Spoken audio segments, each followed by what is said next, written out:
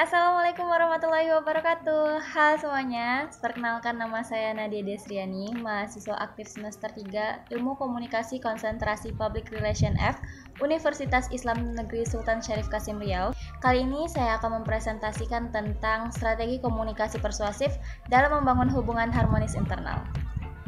Strategi komunikasi. Strategi komunikasi ini penting dalam suatu organisasi karena pada kenyataannya strategi komunikasi muncul dalam proses perorganisasian. Komponen penting dalam sebuah organisasi yang menentukan kemajuan ataupun kemunduran instansi adalah pada komunikasi yang dilakukan oleh manusia yang terdapat di dalam organisasi tersebut. Keberhasilan pencapaian target organisasi dan peningkatan proses kerja sumber daya manusia tergantung pada proses komunikasi yang diterapkan dalam sebuah organisasi. Strategi komunikasi menurut Kamus Besar Bahasa Indonesia adalah ilmu dan seni menggunakan sumber daya bangsa-bangsa untuk melaksanakan kebijaksanaan tertentu dalam perang dan damai.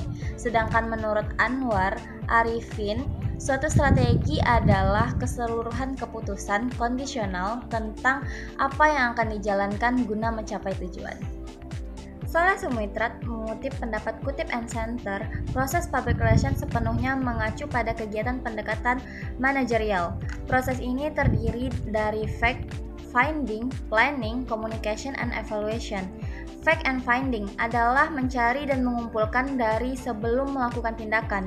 Planning atau perencanaan adalah berdasarkan fakta untuk membuat rencana tentang apa yang dilakukan dalam menghadapi berbagai masalah.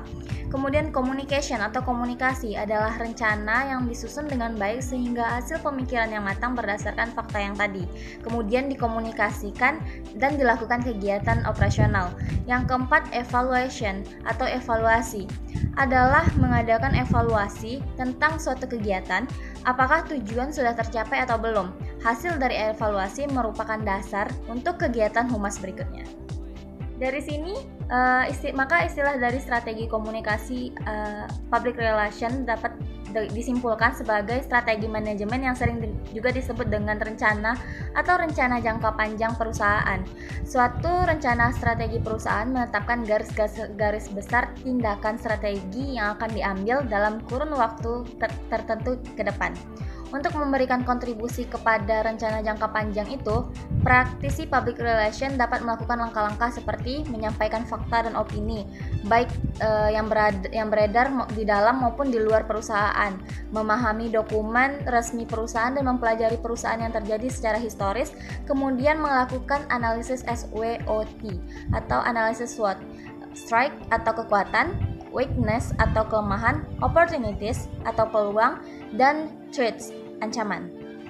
Strategi komunikasi. Strategi komunikasi ini penting dalam suatu organisasi karena pada kenyataannya strategi komunikasi muncul dalam proses perorganisasian. Komponen penting dalam sebuah organisasi yang menentukan kemajuan ataupun kemunduran instansi adalah pada komunikasi yang dilakukan oleh manusia yang terdapat di dalam organisasi tersebut. Keberhasilan pencapaian target organisasi dan peningkatan proses kerja sumber daya manusia tergantung pada proses komunikasi yang diterapkan dalam sebuah organisasi. Strategi komunikasi menurut Kamus Besar Bahasa Indonesia adalah ilmu dan seni menggunakan sumber daya bangsa-bangsa untuk melaksanakan kebijaksanaan tertentu dalam perang dan damai. Sedangkan menurut Anwar Arifin, suatu strategi adalah keseluruhan keputusan kondisional tentang apa yang akan dijalankan guna mencapai tujuan.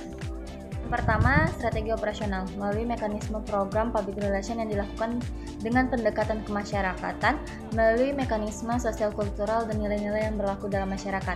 Hal ini dapat dilihat pada cerminan opini publik atau kehendak masyarakat yang terekam pada setiap berita atau surat pembaca yang dimuat di berbagai media massa.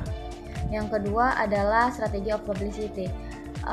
Melakukan kampanye atau penyebaran pesan melalui proses publikasi suatu berita dan melalui kerjasama dengan berbagai media massa. Selain itu, menggunakan teknik merekayasa suatu berita akan dapat menarik perhatian audiens sehingga akan menciptakan publisitas yang menguntungkan. Yang ketiga adalah strategi of persuasion. Pekampanye yang membujuk atau menggalang khalayak melalui titik sugesti atau persuasi untuk mengubah opini publik dengan mengangkat segi emosional dari suatu berita atau artikel. Selanjutnya adalah strategi of argumentation. Strategi public relation yang mengantisipasi berita negatif yang kurang menguntungkan. Kemudian dibentuk berita tandingan, yaitu mengungkapkan argumentasi yang rasional agar opini tetap dalam posisi yang menguntungkan. Dalam hal ini, kemampuan public relation komunikator yang handal diperlukan untuk mengemukakan suatu fakta yang jelas dan rasional dalam mengubah opini publik sehingga berita dan statement yang dipublikasikan itu akan dapat diterima. Yang terakhir adalah strategi of image. Bagaimana public relation menciptakan publikasi non-komersial dengan menampilkan kepedulian terhadap lingkungan dan sosial yang menguntungkan citra bagi lembaga dan organisasi secara keseluruhan. Nah, sekian dari presentasi saya. Jika terdapat kesalahan dan kekurangan, saya mohon maaf. Saya akhiri, wabillahi taufiq wal hidayah. Wassalamualaikum warahmatullahi wabarakatuh.